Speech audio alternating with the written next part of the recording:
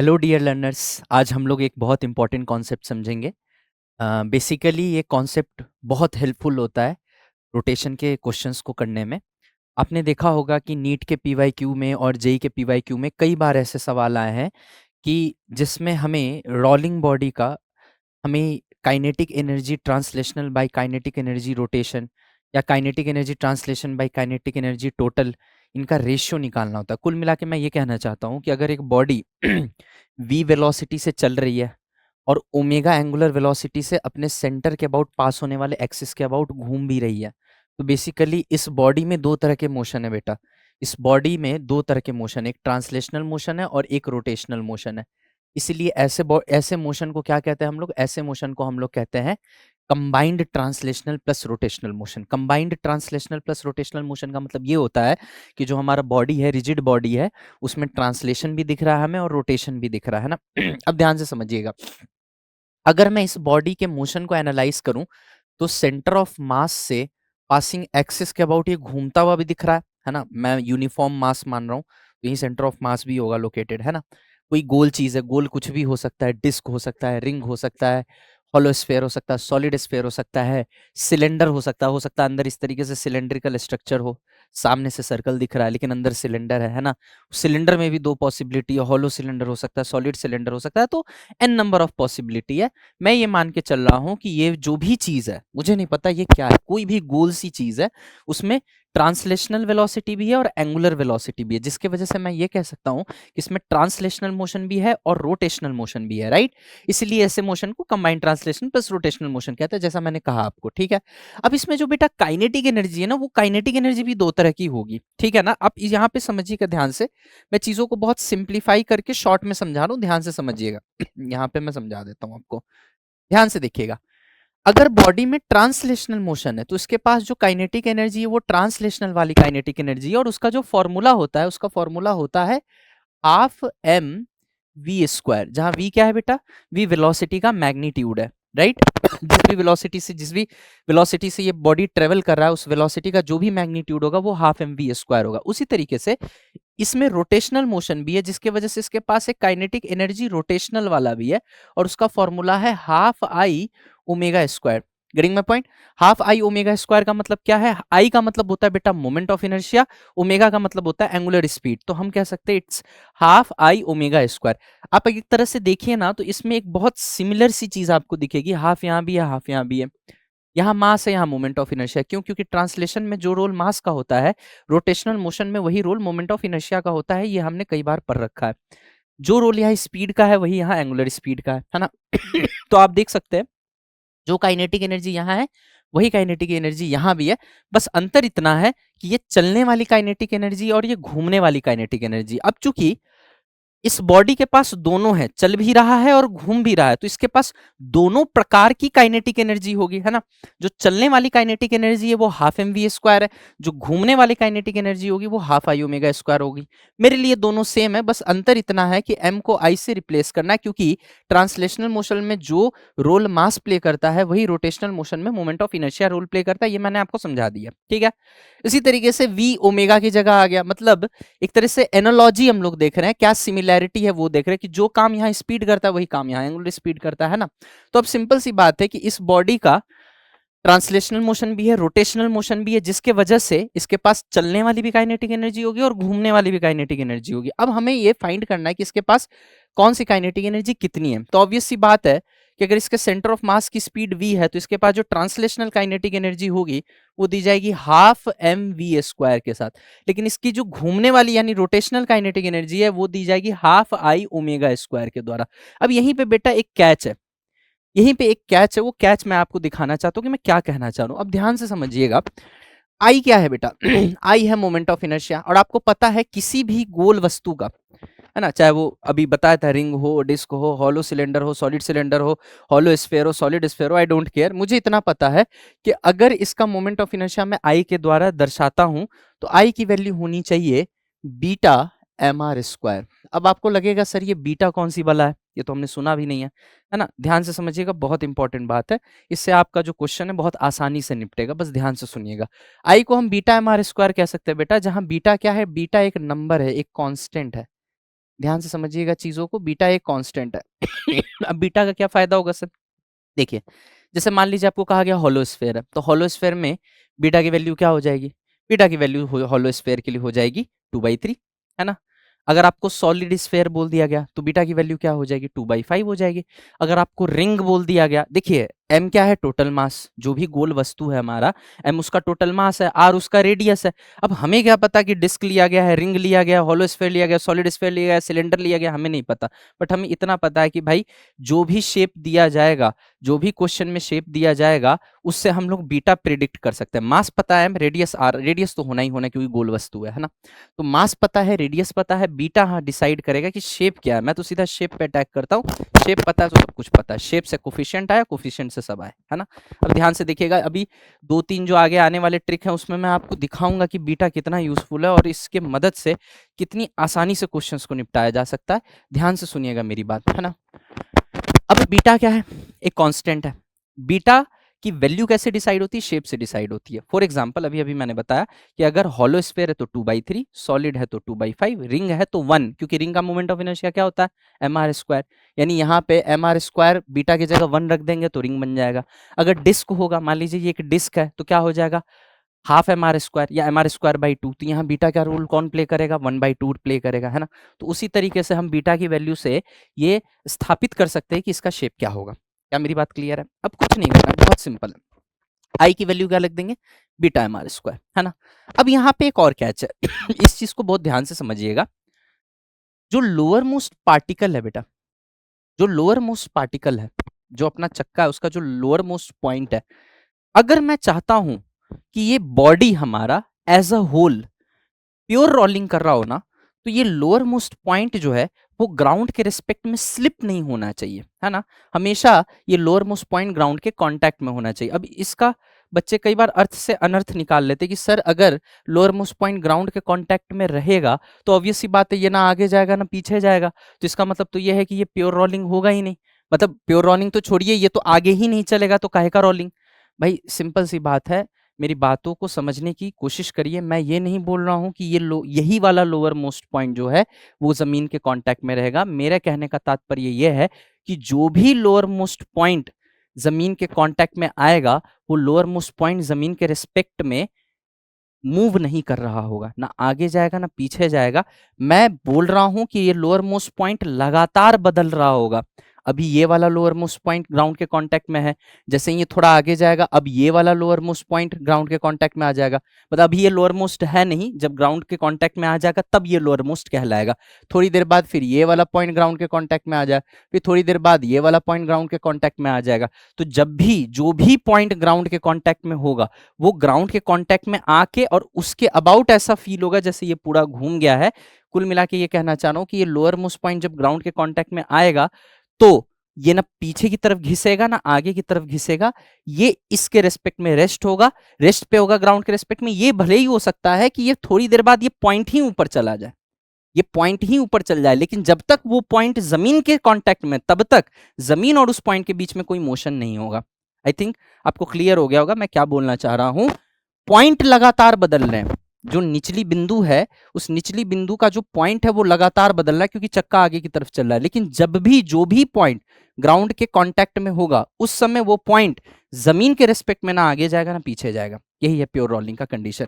इसको rolling without slipping भी कहते हैं या CTRM में इसको प्योर रोलिंग कहते हैं, कंबाइंड ट्रांसलेशनल ये ऑन रोटेशनल मोशन में। अगर मैं रोलिंग कह रहा हूँ या प्योर रोलिंग कह रहा हूँ तो इसका मतलब यही है कि it is rolling without slipping, है ना? बट नीट में जनरली लैंग्वेज यूज किया जाता है रोलिंग विदाउट स्लिपिंग, ठीक है? तो इसका मतलब यह है कि लोअर मोस्ट पॉइंट जो है रेस्ट पे होना चाहिए। अब आप खुद सोचिए, जब ये घूम रहा है तो इसकी वेलोसिटी पीछे की तरफ ओमेगा आर होनी चाहिए। अब देखिए ऐसे करके घूम रहा है तो इस पॉइंट की वेलोसिटी ओमेगा आर पीछे की तरफ होनी चाहिए, but at the same time centre of mass V से चल रहा है। तो अगर ये बॉडी का सेंटर ऑफ मास V से चल रहा है फिर तो हर पॉइंट V से चल रहा होगा, है ना? तो ऑब्वियस सी बात है इस पॉइंट की वेलोसिटी आगे की तरफ V होनी चाहिए, है ना? समझिएगा, जो ट्रांसलेशन वाली वेलोसिटी है उसके वजह से हर पॉइंट आगे चलना चाहिए, तो लोअर मोस्ट पॉइंट भी आगे चलना चाहिए। आखिर ये लोअर मोस्ट पॉइंट भी तो चक्के पे ही है ना।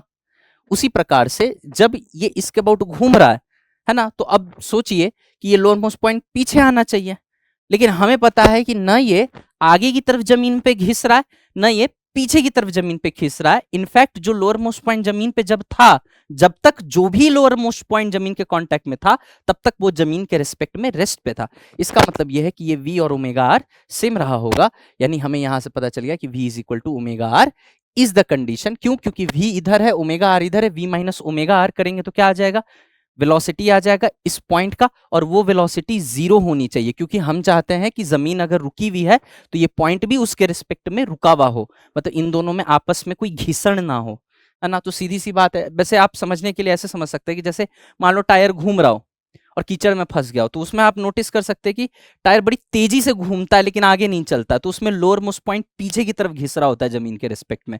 या फिर आप ऐसे भी इमेजिन कर सकते हैं कि बड़ी तेजी से कोई गाड़ी चलाते हुए एकदम से ब्रेक मारा, तो एकदम से ब्रेक मारने पे चक्का का घूमना तो बंद हो जाता है, लेकिन वो स्किड खाता है, घिसता है जमीन पे, है ना। तो उस केस में लोअर मोस्ट पॉइंट जमीन के रिस्पेक्ट में आगे घिस रहा है। लेकिन जो नॉर्मली हमारी गाड़ियां चलती है उसमें ना चक्का फंस फंस के चल रहा होता है और ना घिस घिस के चल रहा होता है। अगर आप रोड पे चलते हुए गाड़ियां देखेंगे, नॉर्मली गाड़ियां देखेंगे, तो आप देखेंगे कि ना वो घिस रहा है ना फंस रहा है। इसका मतलब क्या है कि लोअर मोस्ट पॉइंट, जब जो भी लोअर मोस्ट पॉइंट जमीन के रिस्पेक्ट में था वो रेस्ट पे था, जमीन के रिस्पेक्ट में रेस्ट पे था। तो इसका मतलब ये है कि इस पॉइंट का जो नेट वेलोसिटी है यानी v माइनस ओमेगा आर, वो जीरो के बराबर होना चाहिए। क्यों? क्योंकि ये जमीन पे चल रहा है और जमीन तो रुकी हुई है, तो v माइनस ओमेगा आर भी जीरो होना चाहिए। मैं यहाँ पे लिख देता हूँ एक स्टेप और, कि यहाँ पे v माइनस ओमेगा आर जो है वो जीरो होना चाहिए, क्योंकि ग्राउंड की वेलोसिटी जीरो है, तो इसको इधर लेके जाइएगा तो v equal to omega r आपका कंडीशन आ जाएगा प्योर रोलिंग का।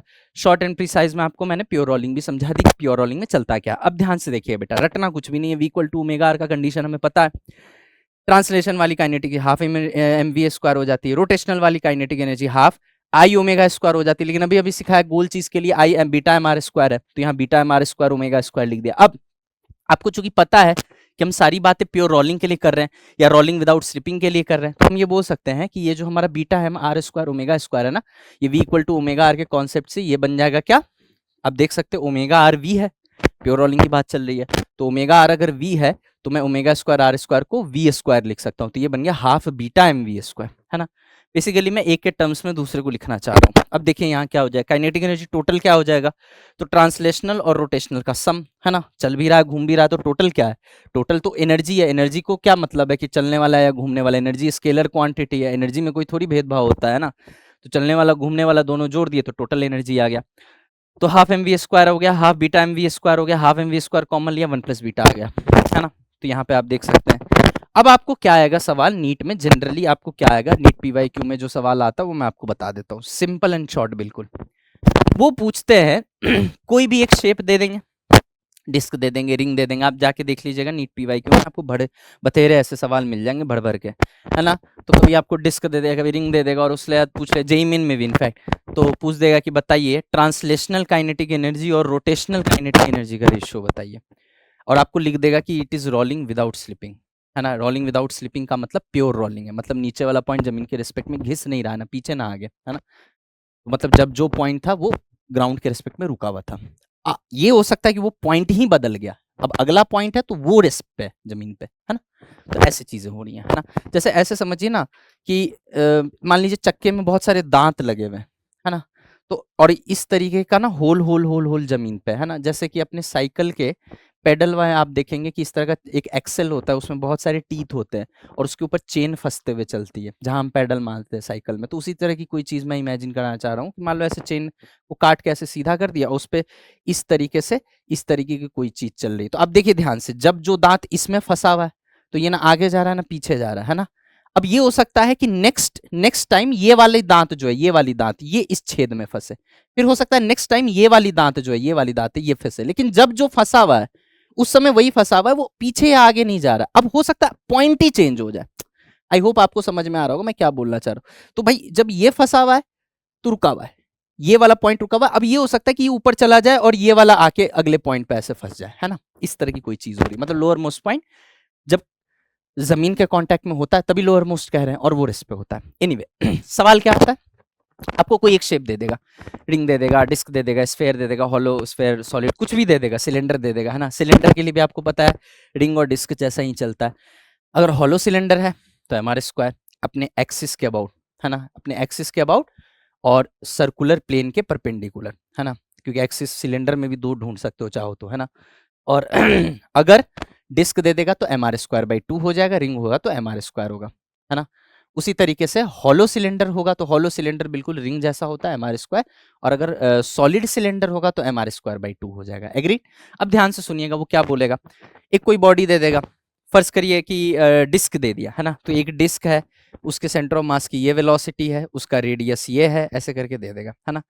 और पूछ देगा कि बताइए अगर ये रोलिंग विदाउट स्लिपिंग कर रहा है तो इसके काइनेटिक एनर्जी और इसके रोटेशनल काइनेटिक एनर्जी और ट्रांसलेशनल काइनेटिक एनर्जी का क्या रेशियो, या ट्रांसलेशनल और रोटेशनल का क्या रेशियो, या फिर ऐसे भी पूछ सकता है कि ट्रांसलेशनल और टोटल। यहाँ टोटल का मतलब क्या हुआ बेटा, टोटल मतलब रोटेशन प्लस ट्रांसलेशन, दोनों काइनेटिक एनर्जी नीचे रखना है और ऊपर ट्रांसलेशनल रखना है, तो ट्रांसलेशनल बाई टोटल एनर्जी का रेशियो बता दीजिए। तो आपको करना कुछ नहीं, काइनेटिक एनर्जी ट्रांसलेशनल होता है ½ mv², रोटेशनल का क्या होता है ½ बीटा mv²।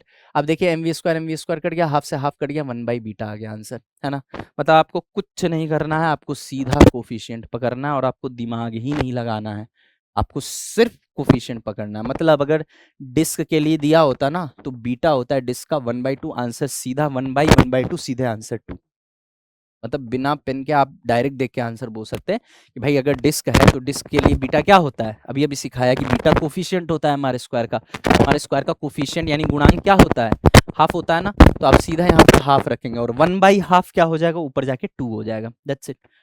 यही अगर आपको होलोस्फेयर दे दिया होता तो आप क्या करते, होलोस्फेयर का 2/3 होता है सर, तो गया 3/2, सीधे देखते ही आंसर 3/2, है ना। रेडियस वेडियस के चक्कर में नहीं पड़ना है, ये नहीं कि रख रख के सॉल्व कर रहे हैं कि रेडियस है ये कटा कुटा, ऐसे भी रेडियस से इंडिपेंडेंट है, क्या पता कल को सवाल आए उसमें रेडियस ही ना दे, बच्चा उसी में परेशान है, रेडियस नहीं आया सर, ओमेगा दे दिया है, आर ही नहीं पता है तो वी कैसे निकालेंगे, बस इतना दिया है प्योर रोलिंग है ना, या रोलिंग विदाउट स्लीपिंग है, बस इतना दे के डेटा इनसफिशिएंट लग रहा है सर, आंसर नहीं आएगा, गलत है। ये सब खेल नहीं खेलना है, खुद का दिमाग लगाना है। जब उसको कटना ही है, डेटा दे या ना दे उससे क्या फर्क पड़ रहा है बेटा, इतना तो तुमको बोल दिया ना उसने कि प्योर रोलिंग है या रोलिंग विदाउट स्लीपिंग है, अगर इतना बोल दिया तो अब से अपने आप समझना है कि अगर हमें कुछ भी नहीं दिया हुआ है तो भी सब कुछ कट कटा के लास्ट में रिजल्ट ही बचने वाला है, दैट्स इट। अब आप जैसे देखिए kinetic energy translational by total है, टोटल मतलब रोटेशनल और ट्रांसलेशनल दोनों का सम, तो दोनों का सम क्या आता था देखिए, ½ mv² 1 + बीटा। मैं तो ½ mv² देखता ही नहीं हूँ क्योंकि ½ mv² को तो कटना ही है एक दिन, है ना, तो ½ mv² बाई ½ mv² तो कट ही गया, तो 1/1 + बीटा सीधा बोलो ना। उसी तरीके से अगर रोटेशनल बाई टोटल देखना, टोटल में ट्रांसलेशनल रोटेशनल दोनों आ गया, है ना, रोटेशनल बाई टोटल देखना, तो मैं तो यहाँ देखता ही नहीं हूँ। फिर से देखिए यहाँ पे अगर देखेंगे तो आपको दिखेगा यहाँ पे आपको दिखेगा ½ बीटा mv², तो मैं तो ½ mv² को देखता ही नहीं हूँ, सीधा बीटा देखता हूँ, तो बीटा बाई 1 + बीटा हो गया, है ना। तो अगर आपसे कभी भी सवाल आ जाए, मान लीजिए जैसे डिस्क का ही मैंने अभी बोला था, अब उसकी जगह हॉलोस्फेयर ले लेते हैं, हॉलोस्फेयर का बोला तो 3/2 हो गया था। अगर हमसे बोल देता कि ट्रांसलेशनल बाई टोटल बताइए हॉलोस्फेयर के लिए, तो 1 + 1/1 + 2/3, तो ये क्या बन गया बेटा 5/3, आंसर 3/5, सीधे, है ना, पटाख से आंसर देना है ना। उसी तरीके से अगर आपको रोटेशनल बाई टोटल पूछ दिया तो क्या करिएगा, बीटा की वैल्यू क्या है, अभी हम लोग हॉलोस्फेयर की बात करें तो चलो बदल लेते हैं, हॉलोस्फेयर की जगह हम सॉलिड स्फेयर मान लेते हैं, है ना, सॉलिड स्फेयर के लिए निकाल देते हैं। तो सॉलिड स्फेयर के लिए कैसे निकालेंगे, सॉलिड स्फेयर का 2/5 होता है, तो भाई 2/5 हम क्या निकाल रहे हैं, kinetic energy rotation by kinetic energy total, तो 2/5 डिवाइडेड बाई 1 + 2/5, 1 + 2/5 को तो ओरली कर लिया कीजिए 7/5, है ना। इनफैक्ट मैं तो बोल रहा हूँ 5 से 5 कटने ही वाला है, तो ये तो आ गया क्या सीधा 2/7, है ना, 2/7 आ गया सीधा, ठीक है। तो आशा करते हैं ये टेक्निक आपके लिए हेल्पफुल होगी, आप इससे क्वेश्चंस करके देखें, आपको डेफिनेटली फायदा होगा। और इस अप्रोच को लगाने से जो काइनेटिक एनर्जी के रेशियोज वाले क्वेश्चन है, चाहे वो जेईई मेन में आए हो चाहे नीट में हो, आपको बहुत बेनिफिट होगा, बहुत जल्दी आपका आंसर आएगा। Thank you, that's all.